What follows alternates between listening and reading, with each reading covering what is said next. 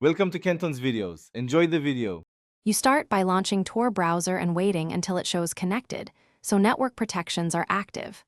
Next, click the shield or the onion menu and choose security settings. This is the supported path. You do this because turning off JavaScript reduces attack surface and fingerprinting risk, but it will break interactive pages.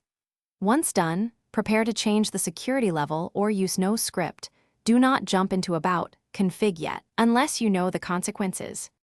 Now you change the security level to safest to disable JavaScript broadly. Do this in security settings and confirm the change. Once done, open No Script from the toolbar to tailor script permissions for specific sites. This lets you allow essential scripts without re-enabling JS globally. Make sure to use temporary allow when you need a broken site to work for one session.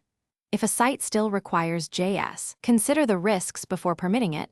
This keeps your attack surface minimal. Finish by verifying the block. Check no script status, and if you know what you're doing, open About, Config and confirm JavaScript. Enabled is false. Remember, editing About config can cause profile issues. Then restart Tor browser so changes fully apply.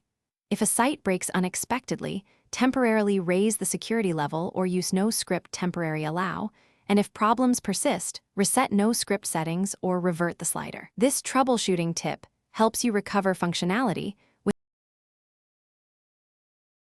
Thanks for watching. Consider subscribing if we helped you.